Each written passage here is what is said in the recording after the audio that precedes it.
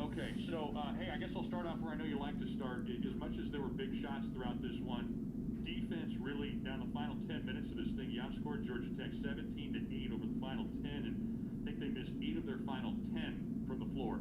What did you see happening defensively that gave you guys that chance to be in the position to win this thing? Yeah, well, Georgia Tech is a good team. They're really good. They're playing with great confidence. They play fast and they're quick. What I saw down the stretch, Dave, is I thought our on-ball defense really stepped up, whether it was Reese, Kihei, or Casey, and then I thought Jay did a heck of a job. It was his blocks were a little different than Wright's, but there was a lot of paddle ball going on up there the way Wright was blocking our shots. But then Jay used his length and came up with some big shots. He stayed disciplined, and he stayed down. And then I thought our individual slides were really good. They ran some stuff, but then they said, we're going to spread and attack you. And, it was that kind of buckling down and saying we're going to be hard to get by and score against, and I thought that took place, and those guys in particular, and Sam played good position defense too, because you could see when they got either a little bit of momentum in transition or just a crease, boom, it was up. The one time Jay got the switch and then Alvarado hit the tough three, and then the three on the out-of-bounds play. That's one thing I'm pushing for. There should be on these shot clocks, and I digress, but it shouldn't be just once. It should be 0.5, 0.8. That's how they do it in the NBA. I don't know why we just have a plain second. I think that's not good for the game. And I'll say it in victory instead of complaining in defeat. But I'm not saying. I think it's just something that should be changed, and the officials all agree with that too. Yeah. We were saying the same thing up here. It looked like it was a fraction of a second on that shot that they had. But hey, let me ask you about the offensive side of things.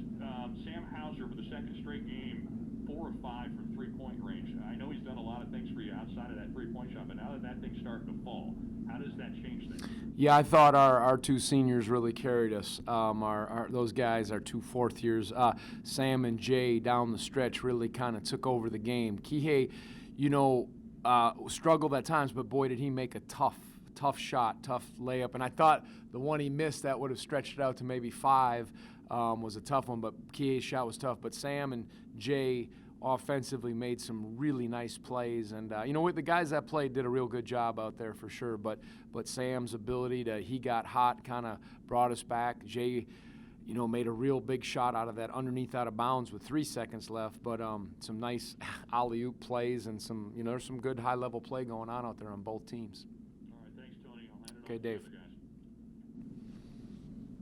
All right, we'll go ahead and open it up to the media. We'll start with Jeff White, Bennett Conlon, and Preston Willis. Tony, to follow up on the question about Sam, he was 4 for 5 the other night against Clemson, 4 for 5 from 3 again tonight. Given how you've seen him shoot, how he shot at Marquette, how he shot in practice, were you confident that he was going to get to this point and start shooting the way you knew he could? Yeah, no, for sure. He's shooters shoot, and it can ebb and flow a little bit. But again, just seeing his body of work, in practices over the summers last year, and then obviously this year, summer, spring, fall, and season, no question. And they were big ones. He's getting guarded pretty tightly, and that was great to see among some of his moves, post moves, and just a complete heady player. And we needed it all tonight for sure. You've had some comfortable ACC wins. What's the benefit of playing a game like this that goes right down the wire? Yeah, we had to step up and make plays on both ends, defensively for sure, and then offensively. And it just was, every possession mattered, and that's why we were a little foolish at times with some self-inflicted wounds, so to speak, with some of our careless turnovers. They have very quick hands. I mean, they score 25% of their points off of their steals, and you can see how quick, Alvarado's got some of the quickest hands. Just trying to find his stat line. How many steals did he have? He had 6 steals. They had 8 steals.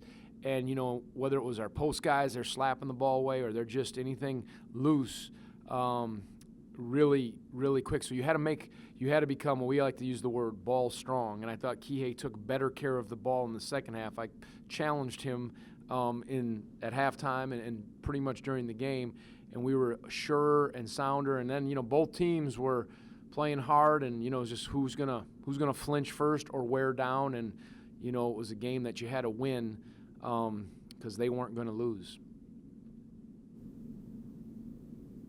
Coach, kind of going off of that, y'all fought back towards the end there, but what does it say about it? Such a competitive ACC this year that these guys, as much as Georgia Tech was making shots early on, that they were able to kind of fight back and maybe not give in? Well, it was important, as I mentioned on the onset. I think Georgia Tech's good. They have 4 seniors and a junior, and I saw how well they played against Clemson, and they were in a 2-point game at Florida State. They had the pause, and they've responded beautifully from the pause. I think they had won 5 in a row, and they just they're talented, and so you needed to, we dug ourselves a hole. Partly because of them, partly because of us, but to respond was a good sign. But you need 40 minutes of basketball, we always say, or the majority, and we can't be spotting those kind of leads off of. If they're making plays, so be it, but not some of the breakdowns. But we did correct it, and it was better in the second half. Okay, we'll do our last 3 questions for Coach from Mike Barber, Dean Long, and Jeffrey Ratcliffe. Hey, Tony, you mentioned Kihei, obviously kind of an off night for him, and it's a big shot. What is it about him that he still kind of has confidence and that you guys still have the confidence to look to him in those spots? Well, I'm not trying to be cynical, but you watched him for 3 years.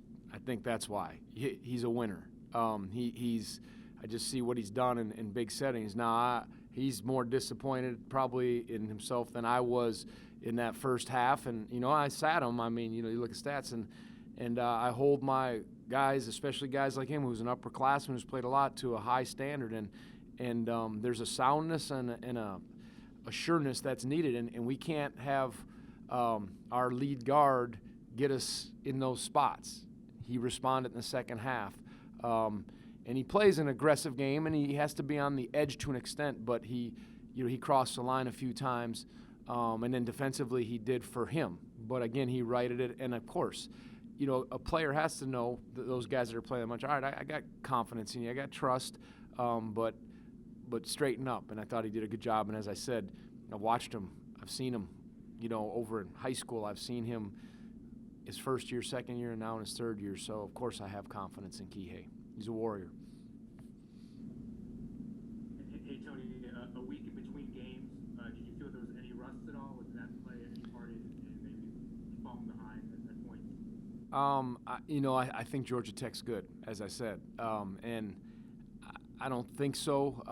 It's just, again, that's the way this year is. We probably did look rusty and a little, but their quickness and their ability to make shots, and I thought we did a better job on Usher in the second half, but he had 15 in the first half and got going, and they exploit you with their quickness. And so this is the quickest team we've played 1 through 5, and so we had to be ready.